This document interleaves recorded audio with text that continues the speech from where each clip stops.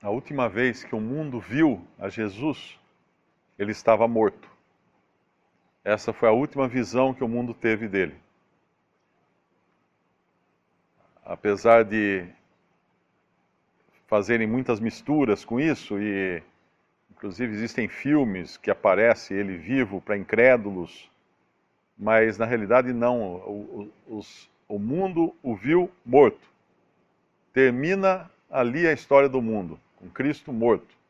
Ele pôs fim ao homem, ao homem no seu estado natural, a descendência de Adão. A linhagem de Adão termina na cruz e acaba ali. Deus nunca mais vai fazer nada, nenhum incremento na linhagem de Adão. Deus pôs um fim nela na cruz em Cristo. Porém, na manhã do novo dia, do primeiro dia da semana, como o irmão até falou a semana passada, que é um primeiro dia, na verdade era um oitavo dia aqui, né? Que o começo das coisas. Somente os crentes o viram vivo. Somente os seus discípulos puderam vê-lo vivo. E depois Paulo fala lá em 1 Coríntios capítulo 15, que foi visto pelos apóstolos pelos 12, podemos até abrir, 1 Coríntios capítulo 15, versículo 3, porque primeiramente vos entreguei o que também recebi, que Cristo morreu por nossos pecados, segundo as Escrituras, e que foi sepultado, e que ressuscitou ao terceiro dia, segundo as Escrituras, e que foi visto por Cefas, e depois pelos 12, depois foi visto uma vez por mais de 500 irmãos, dos quais vive ainda a maior parte, mas alguns já dormem também. Aqui ele fala que foi visto pelos 12. Na realidade, isso confunde um pouco, porque havia 11, não é? Já que Judas não estava mais entre eles, e só depois é que Matias foi escolhido. Mas na realidade, 12 é uma instituição. Aqui não é necessariamente um número, é uma instituição. Quando a gente fala que o Senado se reuniu, isso não quer necessariamente dizer que todos os senadores estavam lá, mas o Senado estava reunido. É a instituição. E aqui então os irmãos puderam vê-lo. E alguns morreram depois. Ele fala que mais de 500 irmãos, dos quais vive ainda a maior parte, mas alguns já dormem também. Por quê? Porque o fato de Cristo ter ressuscitado, ter morrido e ressuscitado, ainda não terminava a obra completa que Deus tem para o homem, que é a ressurreição. Cristo é as primícias, é o primeiro da nova criação, e agora ele aguarda também o momento em que ele voltará para ressuscitar os seus e transformar os que estiverem vivos. Então a esperança do mundo acabou no capítulo 15 de Marcos. Mas a certeza do crente começa no 16 e é infinitamente agora, ela vai ao infinito. Porque nós não esperamos um Cristo morto, nós esperamos um Cristo vivo, ressuscitado. E em 2 Coríntios fala que, e se antes o conhecemos segundo a carne, já não o conhecemos mais assim. Por quê? Porque agora nós vemos um Cristo glorioso, glorificado nos céus. Não vemos mais aquele homem humilde, fraco, andando aqui no mundo, com sede, com fome, com dor, com sofrimento, com medo, diante da cruz, que o apavorava.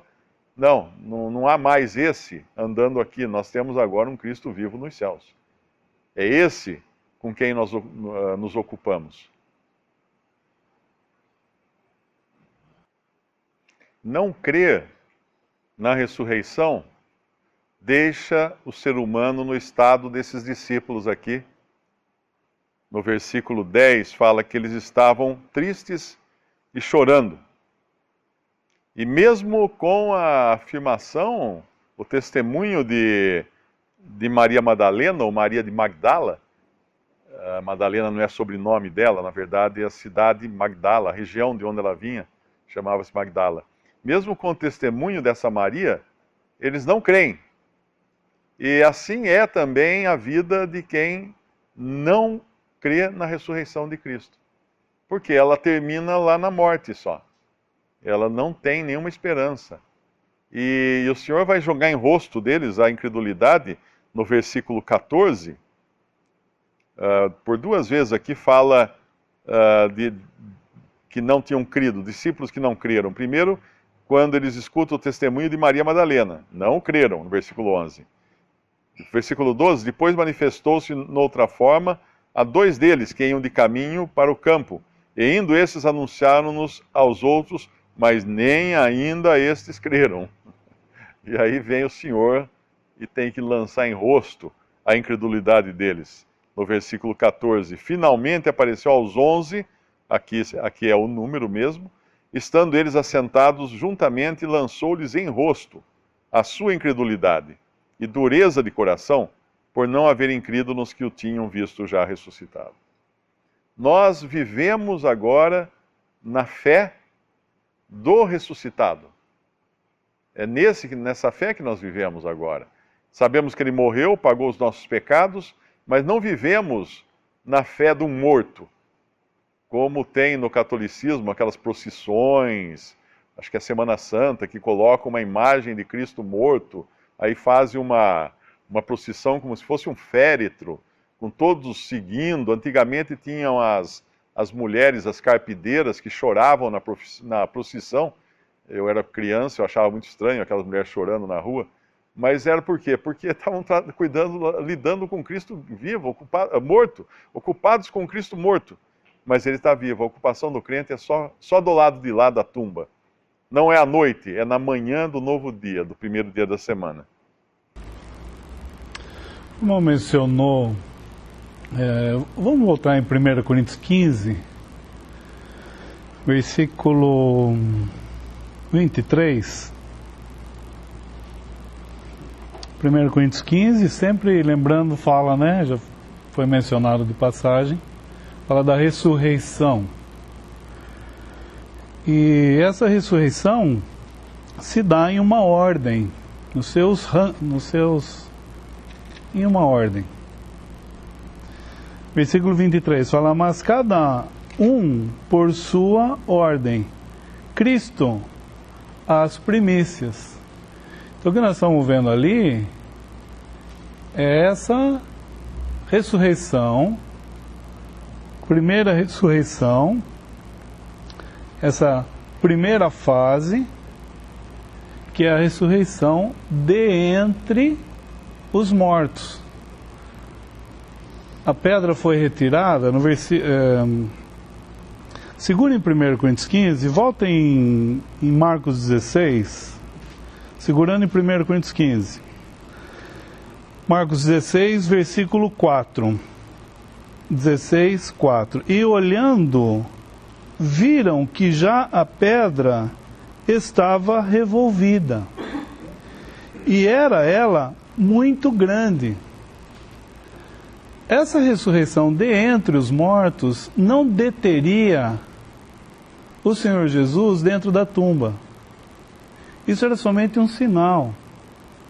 Porque o que a gente vai ver, como foi lido esse versículo, em que o Senhor aparece aos 11, onde que eles estavam? Fechados, dentro de uma casa, e o Senhor entra, como se não existisse parede. Ele entra, eles estavam com medo dos judeus, e o Senhor Jesus entra. Essa é uma das características da ressurreição de entre os mortos. Então, voltando para 1 Coríntios 15, nessa ressurreição existe uma ordem. Cristo é as primícias, depois os que são de Cristo na sua vinda, mencionando aqui o arrebatamento, quando, na ocasião do arrebatamento, em 1 Tessalonicenses, capítulo 4, quando fala ali, ele vem tratando do assunto de 16 ao 18. Então eu estou mencionando isso, quer dizer, é um consolo muito grande, o irmão está mencionando, é um consolo muito grande para nós, que temos vivenciado circunstâncias em que nós perdemos entes queridos ou pessoas queridas. Isso é um consolo mesmo, um conforto muito grande para nós. Sabemos que nós não esperamos só nessa vida, porque se a gente esperasse só nessa vida, ou por assim, além de ser curta, nós seríamos os mais miseráveis de todos os homens. Por quê? Porque essas pessoas que estão aqui estão vivendo para Deus. O mundo oferecendo tudo o que muitas vezes atrai. Esse é um aspecto. Nós vivendo como um sacrifício vivo, ou deveríamos viver como um sacrifício vivo. Quer dizer, num aspecto, uma pessoa poderá falar, puxa, nós somos miseráveis. Então, sob esse aspecto, é claro que existem outras coisas que tocam isso. Então, é um consolo muito grande para nós, porque hoje nós cantamos que as alegrias se completarão, porque Cristo, o esposo, vai ter a sua esposa. A alegria do esposo não pode estar completa se ele não tiver a sua esposa. E nem a esposa pode estar feliz longe do seu esposo. Hoje, a noiva.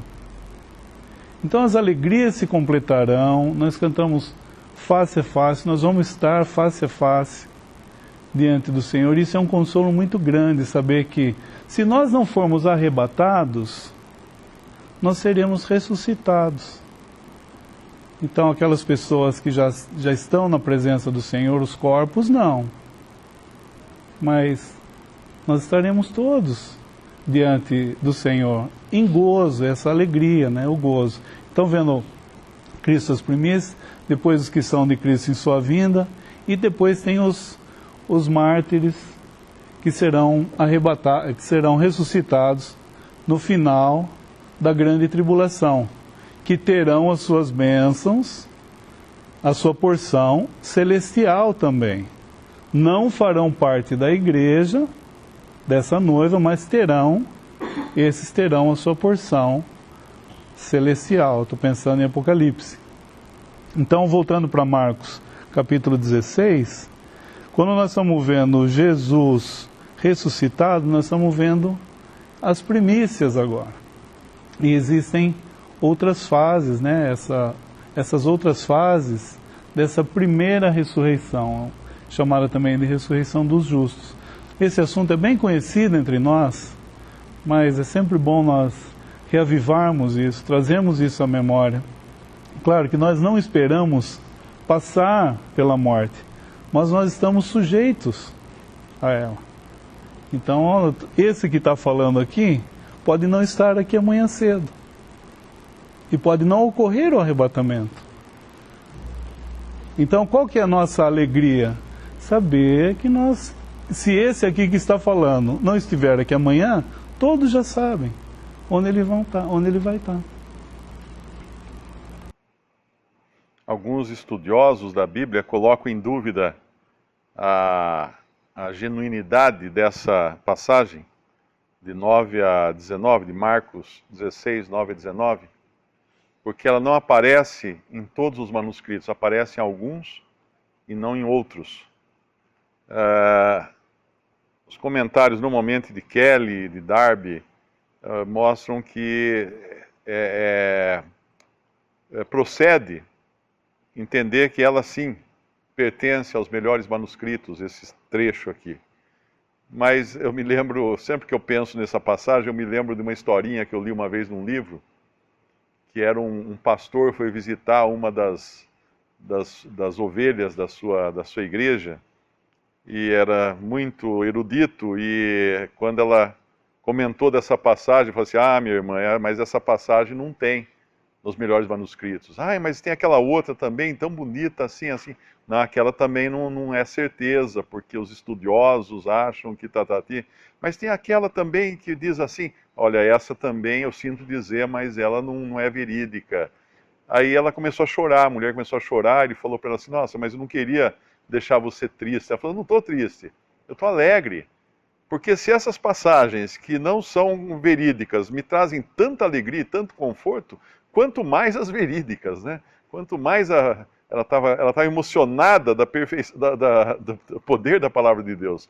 E quando nós lemos isso aqui, nós somos consolados porque ela só fala a verdade, o que está dito aqui. E é corroborado, inclusive, pelos outros evangelhos e também pela doutrina dos apóstolos. E quando ele vai encerrar, depois de crerem, depois de eles terem a certeza da sua ressurreição, depois de Tomé ter colocado a mão nas suas mãos no seu lado, depois de ele ter comido na frente dos seus discípulos, agora eles estão prontos para testemunhar. Não mais testemunhar do evangelho do reino, anunciar o reino, anunciar que o rei estava ali na terra, como eles tinham feito até então. Eles iam pregar o evangelho do reino, anunciando o rei. Agora eles podiam pregar o evangelho a toda criatura. E essa ordem aqui é importante entender que ela foi dada não à igreja, ela foi dada a judeus, ela foi dada a esses judeus que receberam o seu Messias ressuscitado. A igreja não existe aqui ainda. Então, esses, na qualidade de judeus, de um pequeno remanescente de judeus, eles receberam essa missão de pregar o evangelho a toda criatura, ir por todo o mundo pregar o evangelho. E lá em Mateus, fala que o evangelho será pregado em todo o mundo e então virá o fim.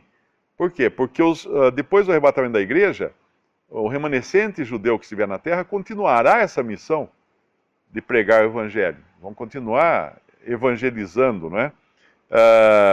Uma outra passagem aqui que deixa alguma dúvida é o versículo 16. Quem crer e for batizado será salvo, mas quem não crer será condenado. Alguns utilizam essa passagem para afirmar que a salvação depende do batismo. Para dizer que se você não for batizado, não basta crer, você está perdido. Se esquecendo, obviamente, do ladrão na cruz, do malfeitor na cruz, que não foi batizado e recebeu do Senhor a certeza de que estaria naquele mesmo dia no paraíso junto com o Senhor. Mas algumas religiões usam essa passagem de maneira equivocada, forçando então o batismo, porque na maioria das denominações cristãs, o batismo é não exatamente a entrada na casa de Deus, como é a razão do batismo, não é? Você, quando é batizado, você passa a fazer parte da esfera do testemunho cristão na terra, que é a casa de Deus, a qual contém salvos e perdidos. Simão, o mago, lá no livro de Atos, ele foi um que foi batizado, que creu intelectualmente na mensagem de Filipe, foi batizado e depois tentou comprar o poder do Espírito Santo, porque ele não era uma pessoa realmente convertida, ele era um oportunista. Ele viu que as mágicas dele já não atraíam tantos clientes, então ele queria uma mágica melhor para poder continuar ganhando dinheiro em cima do povo. Ele era um que foi batizado, era um que podia ser chamado cristão, e como o irmão comentou uma vez, naquele dia a casa de Deus ficou maior que o corpo de Cristo, porque tinha alguém que entrou na casa de Deus, que passou a fazer parte da casa de Deus, mas não era um salvo, não era um membro do corpo de Cristo, não era um membro da igreja, não fazia parte da igreja, que é o corpo. Então essa passagem aqui, o que ela quer dizer? Quem crer e for batizado será salvo, mas quem não crer será condenado, mostrando muito claramente que a condição suficiente é crer. Por quê? Porque quem não crer será condenado. Se não fosse assim, teria sido dito que quem crer e for batizado será salvo, mas quem não crer e não for batizado será condenado. A ideia de um batismo que salva, que dá a salvação eterna, ela é tão ridícula, porque basta pensar o seguinte: se faltar aquele que batiza, você está perdido. Pense nisso, você ouviu o evangelho, sofreu um acidente num deserto, um avião caiu, só sobrou você vivo, e de repente Deus tocou seu coração lá e você creu em Cristo como seu Salvador. E agora? Cadê a água? Cadê quem batize? Ah, não tem. Ah, então está perdido. Não, de maneira alguma. Porque se fosse assim, nós precisaríamos de 2 salvadores: Cristo e o que batiza. Se faltar um dos 2, está perdido. Mas graças a Deus, é só pela fé que nós somos salvos. Quem não crer será condenado. O batismo, obviamente, é uma ordenança que fazemos bem cumprir. Uma vez alguém perguntou assim, mas se não salva, então para que batizar? Mas não é assim, as coisas de Deus não são assim. Se o Senhor Jesus pediu para batizar, não é porque a gente só vai fazer isso e ganhar alguma coisa em troca. Esse não é o espírito da coisa, não é? Nós cumprimos uma ordenança, é que nem a ceia. Você pode falar assim, mas se a ceia não me traz nenhuma bênção, no sentido de alguma energia, ou se participar da ceia não me salva, por que eu vou celebrar a ceia? Ora, porque o Senhor pediu. O Senhor pediu, é suficiente para uma pessoa que realmente crê nele e está satisfeita com ele, confia nele e quer agradá-lo em tudo. Assim é também com o batismo. E aí vem os sinais que seguiriam aqueles que crescem. Em meu nome expulsarão os demônios, no versículo 17, falarão novas línguas, pegarão nas serpentes e se beberem alguma coisa mortífera, não lhes fará dano algum, e porão as mãos sobre os enfermos e os curarão. Isso aqui se cumpriu também. Isso aqui também aconteceu. Porque os sinais, eles claramente, lá em 1 Coríntios capítulo 1, Paulo escreve, os judeus pedem sinais e os gregos buscam sabedoria. Como os judeus pedem sinais, porque eles querem ver para crer, Deus lhes deu sinais. Eles não poderiam jamais acusar a Deus e falar assim, mas o Senhor não mostrou nada para a gente. Não, eu mostrei, está aí, ó. Bastante coisa, desde o mar aberto até muitas outras coisas que aconteceram. Deus sempre tratou com os judeus com muitos sinais. Então aqui, esses sinais realmente aconteceram. Expulsaram demônios, sim, os discípulos expulsaram demônios. O livro de Atos tem isso. Falaram novas línguas? Falaram novas línguas. O livro de Atos tem isso. Pegaram nas serpentes? Pegaram nas serpentes. Paulo pegou numa serpente, foi picado pela serpente e não morreu. Se beberem alguma coisa mortífera, não lhes fará dano algum. Não tem nenhum registro em Atos de alguém que tenha bebido. Alguém poderia até contestar, falar, então, tá vendo aí, ó? Não aconteceu isso. Mas o fato de não estar em Atos, não quer dizer que não aconteceu. Porque se alguém bebeu e não aconteceu nada, ele certamente nem sabe que bebeu. Então, obviamente, Deus pode muito bem ter feito esse sinal até sem que a pessoa soubesse que tinha acontecido. Porque certamente era muito comum naquele tempo envenenamento, né? Pessoas se livrarem de inimigos ou de quem não gostava, envenenando o outro lá com cicuta, com outros venenos que havia na época. Então alguém que tenha bebido, algum cristão que tenha bebido veneno e não morreu, ele nunca soube que ele bebeu veneno. E porão as mãos sobre os enfermos e os curarão. Isso também está em Atos. Então tudo isso aqui já se cumpriu. Seria uma vaidade nossa querer também isso aqui. Falar assim, mas eu também quero expulsar demônio, eu também quero falar nova língua, eu também quero pegar em serpente. E lá nos Estados Unidos tem até uma seita religiosa que eles ficam nos cultos pegando em serpentes. E de vez em quando morre um, né? Porque, claro, a serpente é venenosa, ela pica a pessoa morre. Vai brincar com a cascavel. Então isso aqui já aconteceu também, e Deus mostrou por esses sinais que Ele estava agindo. Hoje não precisa mais, porque todo mundo sabe quem é Jesus, todo mundo sabe o que Ele veio fazer, e não há necessidade de nenhuma ação maior para provar quem Ele é e o que Ele fez. Usando esse versículo 16, muitos no meio da cristandade pregam o batismo de crentes. O que é o batismo de crentes? A pessoa vai ser batizada depois que ela crê. Então, se ela já tiver sido batizada 50 vezes, ela não vai valer. Porque tem que ser primeiro ela crer e depois ser batizada. E depois vem outras coisas, né? Algumas vezes a gente andando, você vê que um está falando que tem que ser com a água do Rio Jordão, então tem que ir lá em Israel, buscar a água do Rio Jordão para valer o batismo. Outro tem que ser, o rio tem que ser com água corrente, mas se for no lago não serve, porque a corrente vai levar os seus pecados. E aí o homem vai criando coisas em cima da palavra de Deus. É óbvio que se você tivesse aqui, como eles foram enviados, e eles pregariam o Evangelho a todo mundo, falei, um exemplo, você tem que crer no Senhor Jesus. Isso vamos pôr assim, ele crê no Senhor Jesus.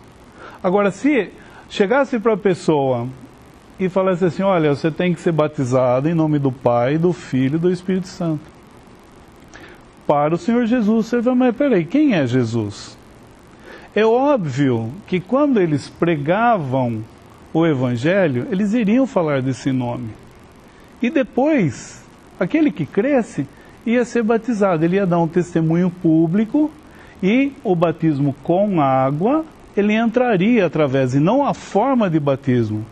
Não é se era por imersão ou por aspersão, não é pela forma de batismo que ele entra nessa esfera cristã, mas sim o batismo com água. Ele muda o batismo, então muda a pessoa de posição. E ele está dando um testemunho público de que ele agora é um discípulo do Senhor Jesus.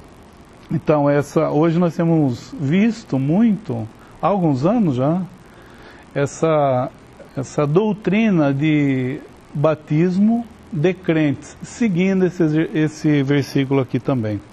E quanto aos sinais, eu lembro uma pessoa que trabalhava comigo, muito querida, professava crer, você via, dá um testemunho de vida, assim, muito amado, mas a denominação que ele estava, seguia esses versículos aqui ao pé da letra, não entendendo, fazendo uma interpretação errônea e, assim, falando que eles podiam pegar na serpente, como foi o caso que foi mencionado aqui, podiam beber alguma coisa mortífera, e esses sinais que nós vemos aqui. E ele cria piamente nisso, e tomara, né, claro que o Senhor pode tudo, né, mas tomara que ele não tenha bebido uma coisa mortífera. Claro, repito, o Senhor pode tudo, mas pessoas enganadas podem seguir esses versículos aqui sem entender para quem estão sendo dirigidos, porque o próprio versículo 20 vai esclarecer o que tem sido dito nos versículos anteriores. Versículo 20. E eles, quem? Esses que no versículo 15 o Senhor Jesus disse, e disse-lhes, ide por todo o mundo pregar o evangelho a toda criatura. Versículo 20. E eles, tendo partido, pregaram por todas as partes, cooperando com eles o Senhor e confirmando, olha só, a palavra com os sinais que se seguiram.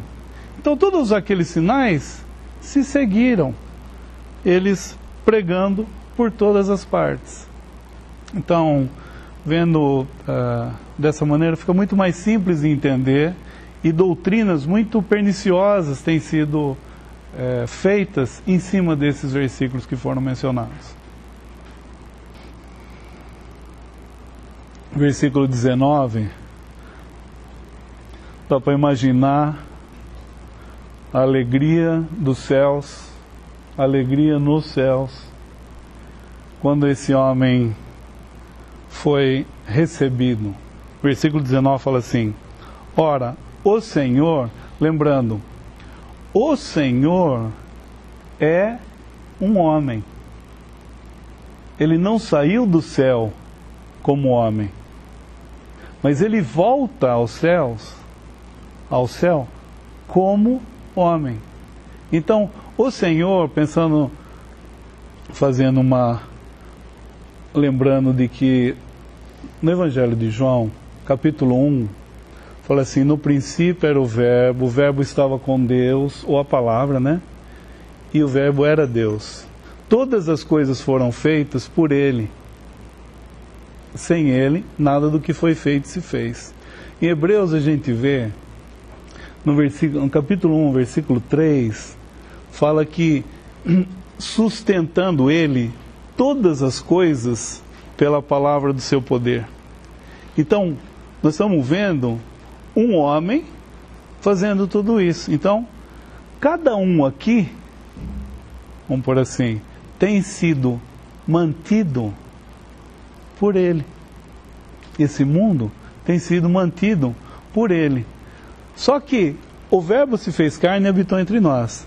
Naquele momento da criação era o Verbo. Agora, na volta, é um homem assentado à destra de Deus. Então no versículo 19 fala assim: ora, o Senhor, se o Senhor não voltar amanhã e permitir, amanhã nós celebraremos a ceia do Senhor. Nós vamos estar anunciando a morte do Senhor, que é um homem. Então essa pessoa tão importante, ele é o Senhor. Então esse Senhor esteve morto. É isso que nós vamos anunciar. Todas as vezes que comeres esse pão e beberes esse cálice, anunciamos a morte do Senhor até que venha. Então amanhã nós vamos anunciar, se o Senhor permitir, que o Senhor esteve morto. Agora, esse Senhor, que é um homem, é ascendido. Versículo 19. Ora, o Senhor, depois de lhes ter falado, foi recebido no céu e assentou-se à direita de Deus. O Senhor, ele se assentou à direita de Deus. Então, o gozo do céu em receber agora esse homem, agora glorificado, recebendo um homem, e que esse homem se assentou à destra de Deus de uma maneira justa.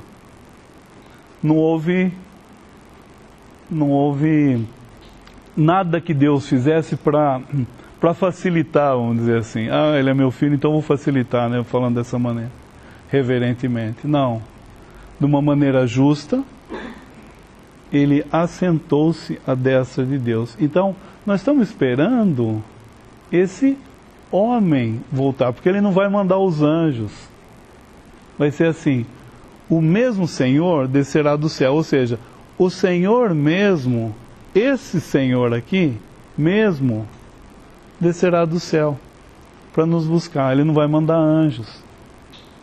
Assim, eu morri por eles, vou buscá-los, por assim dizer.